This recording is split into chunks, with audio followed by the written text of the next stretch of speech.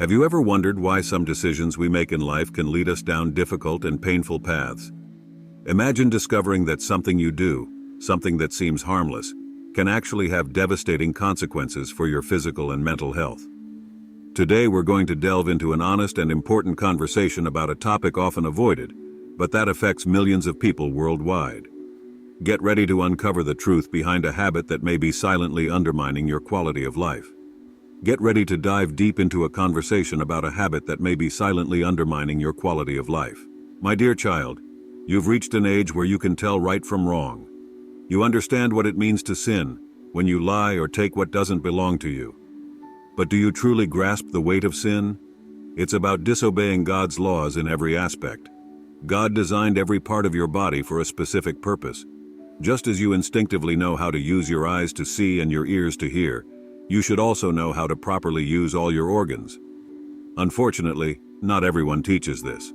I'm talking about those organs that make you a boy, your genital organs. Some may consider them vulgar or unclean, but they are actually incredibly honorable when used for their intended purpose. God created them with the noble task of perpetuating life. When you're grown and capable, you'll understand the profound responsibility that comes with these organs. As an adult, you'll have the sacred duty to bring new life into the world.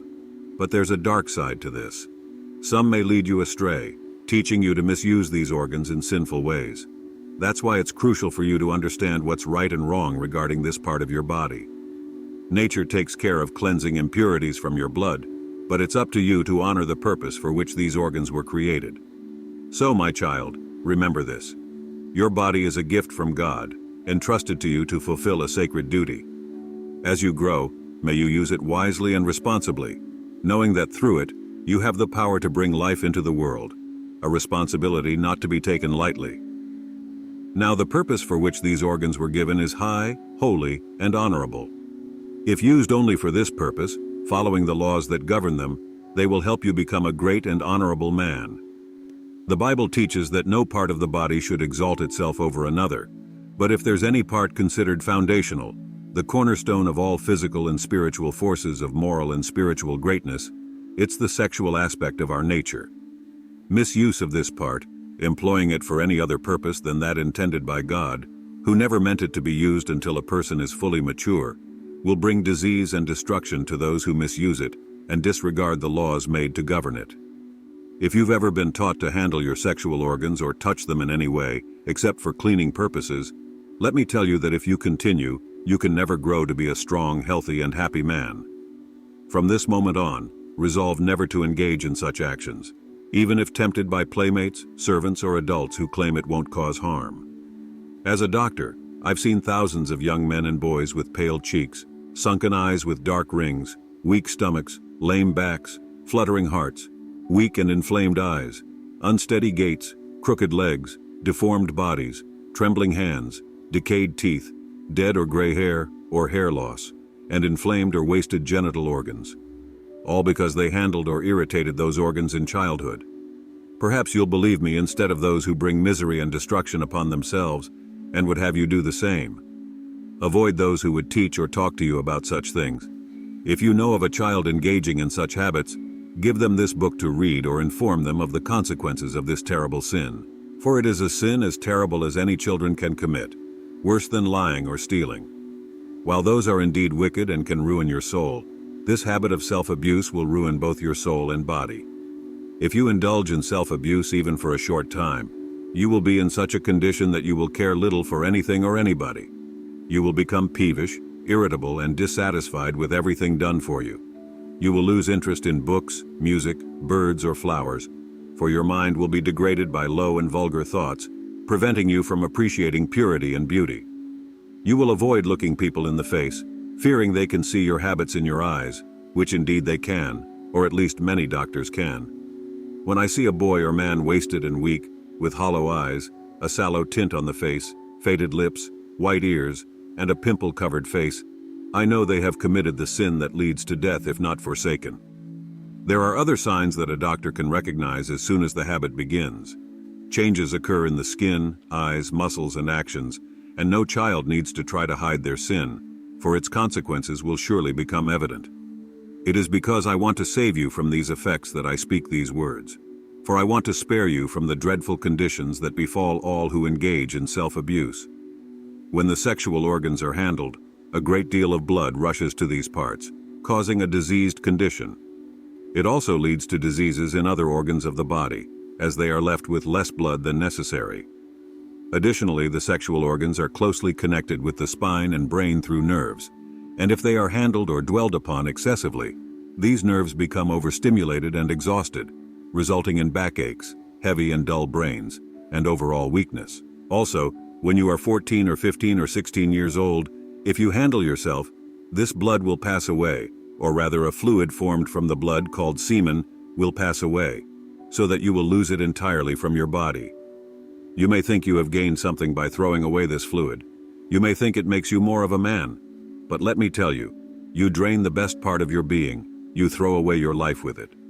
Not only does it ruin the body by taking away the best part of it that should go to make muscles, bone, nerve, and brain, but it also weakens the intellect significantly and ultimately destroys the mind and soul of those who waste it. If you have never heard any of this before, I am glad that you are learning the truth about these things before you learn the error and falsehood that evil companions so often teach. But if you have heard of it and learned the evil habit, then I warn you to break it off at once and to change your thoughts to something pure, good, and useful. If you continue to practice this habit every day, it will be increasingly difficult for you to overcome. Your sexual organs will become so weakened that this fluid of which I tell you, this seed as it is called, which will pass from you first when you choose to make it, will pass away after a time of its own accord. It may happen when you are asleep or even in the daytime, when you have a discharge from the bowels or when you urinate. Factors like hard rocking in a rocking chair or chafing of your clothes may also cause it to pass away. This discharge is called an emission, and you will have no control over it. You cannot prevent it or stop it. You will dread the approach of night for fear of the emission, and the morning will find you so weak and exhausted from the loss of your life force, which is washed away in the semen, that you will have no energy or strength. Your whole life will be a burden, every duty a tiresome task. You will drag out a weary existence, all the time feeling that it is your own folly and sin that have brought all your troubles upon you. You will find that you can never accomplish anything great with mind or body, for this terrible loss of semen drains and exhausts all the powers of both body and mind. Self-abuse weakens every part of the system, and a great many young boys and grown men die of consumption and heart disease. Many also have epilepsy and paralysis because self-abuse has affected the nervous system until they have no control over themselves. Some become idiots who cannot care for themselves. Some become insane and end up in insane asylums all over the land. Many who practice self-abuse commit suicide as a result of this habit. When they were young, their life forces are wasted until they can enjoy nothing, and the world and all things in it look so dark and unlovely to them that they can no longer endure it. So the poor creatures destroy the little part of this life that is left to them. Friends mourn and weep, and the world wonders what was the cause of the terrible act, for they did not until now know that this man was not as happy as most people are. But his doctor knew it and did not lie. Perhaps he gives the friends a true account of the condition of their lost loved one, and then their sorrow is greater than before. Would they give all they possess if they could have taught the poor sufferer only when he was young the evils of such sinful habits? Boys who practice self-abuse only as surely commit suicide as the man who shoots himself or cuts his throat. You need not think that it does not hurt you, for you do not suffer now. The consequences of this vice come on so slowly that the victim often is very near to death before he knows that he has done himself harm. This fearful habit weakens the life forces drop by drop. It is like a leak in the wall of a mighty reservoir through which the water flows, and it drips between the rocks and the mortar and the earth until the whole structure is undermined. Little by little, the foundation washed away, and only the ruins are left to tell what once was there. Just so it is with you, my dear child, if you commit this terrible sin. It is with the hope of saving you and many more like you from just such fearful consequences as I have described that this little book is written. For every boy who practices self-abuse is tending to just such a fate as you may become. Not so bad or so miserable as some of those I have told you of, but you will not be a noble, high-toned, and honorable man. You should make sure to avoid all such children, because they are already well on the way that leads now to death. Would you like me to tell you something that will help you to refrain from the terrible vice I have told you about? First, never have secrets that you cannot tell your father or your mother. Never say or do anything that you would be afraid or ashamed to let them know. Second, the company you keep should not associate with those who use coarse and vulgar language, nor with servants and farm laborers who tell filthy stories. Never listen to any stories that you cannot tell your parents about. If you hesitate to tell them what you hear, you can be sure your understanding will be misled by listening to them. Do not curse yourself by the use of impure language. Associate with boys or young men who talk about sexual matters in a low and unbecoming manner, because if you do, you cannot remain pure and good. Do not harbor low thoughts about the genital organs, for God made them just as perfect as your hand or your foot or your eye, and they are more important than any of these organs, for you can cut off your hand or foot or put out your eye and still maintain your health, your manhood, your nobility of mind and soul. But if you abuse and misuse your sexual nature, you can never be what you could have been if you had kept it undefiled. Keep your thoughts constantly filled with pure thoughts, and there will be no room for those that are impure to come in. Be social and cheerful, and try to make everyone around you happy, for this is the best way to be happy yourself. Do not allow yourself to think of using tobacco or strong drink in any form, for it not only burns the blood and excites the passions, but it leads you into low and degrading company, and makes it impossible for you to keep your thoughts full of pure thoughts. Tea and coffee, as well as candy, sweetmeats and spices, rich pastries and cakes, hot cookies, pickles, etc. Injure the digestive organs, make the blood hot and impure, and tend to lead you into evil habits. You have something else to do besides just living to eat, and you do not want to eat hurtful things. Just because they taste good for that is a wrong use of the sense of taste, and also a wrong use of the stomach, and is sure to bring disease and suffering ultimately right in everything, not only because it will bring happiness and save you from evil, but because it is right, and then you will surely live in the way that leads to heaven. God has given you a life that is forever, and the little time you spend on earth is nothing compared to the ages upon ages you will spend in the world to come. Yet your earthly life is a very important part of your existence, for it is here where the foundation is laid for either happiness or misery in the future.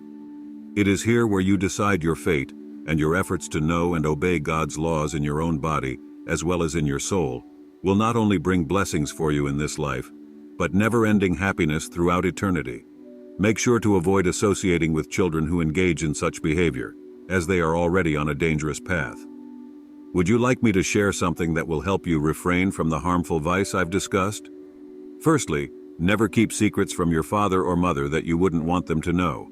Avoid saying or doing anything that would make you ashamed to disclose to them. Be mindful of the company you keep. Steer clear of those who use coarse language or tell inappropriate stories, including servants or tenants. Refrain from listening to any stories that you wouldn't feel comfortable sharing with your parents. If you hesitate to tell them what you've heard, it's a sign that your mind could be led astray by listening to it. Avoid using impure language, and associate with boys or young men who discuss sexual matters in a respectful manner, as engaging in inappropriate conversations can tarnish your purity. Do not hold negative thoughts about reproductive organs. Remember that God has created them as perfectly as your hand, foot, or eye, and they are even more significant. While you can lose a limb and still maintain your health and dignity, misusing your sexual nature will prevent you from reaching your full potential. Keep your mind filled with pure thoughts, and there will be no room for impure ones. Strive to be social and cheerful, spreading happiness to those around you, as this is the key to your own happiness. Avoid thoughts of using tobacco or alcohol in any form, as they not only harm your body, but also lead you into unhealthy company, making it difficult to maintain purity of mind. Tea and coffee, as well as candies, sweet treats, rich pastries, cakes, hot biscuits, pickles, and the like, all harm your digestive system, heat up your blood, and make it impure. They are likely to lead you into unhealthy habits. You have other purposes in life besides simply eating, and you shouldn't consume harmful things just because they taste good. That would be misusing your sense of taste and your stomach, and it will inevitably lead to disease and suffering. Do what is right in all things, not only because it brings happiness and protects you from evil, but because it is the right thing to do. By doing so, you will surely lead a life that guides you towards heaven. God has granted you an eternal life, and the short time you spend on earth pales in comparison to the endless ages you will spend in the afterlife.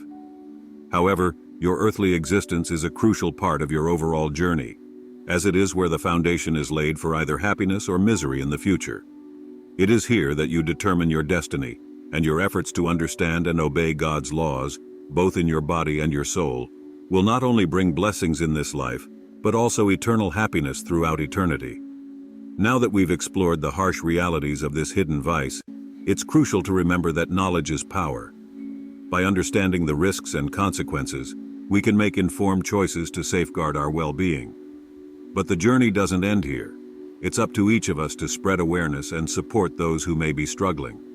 So, if you found this video helpful, don't forget to give it a thumbs up, subscribe to our channel for more insightful content, and share it with others who might benefit. Together, let's create a healthier and happier community.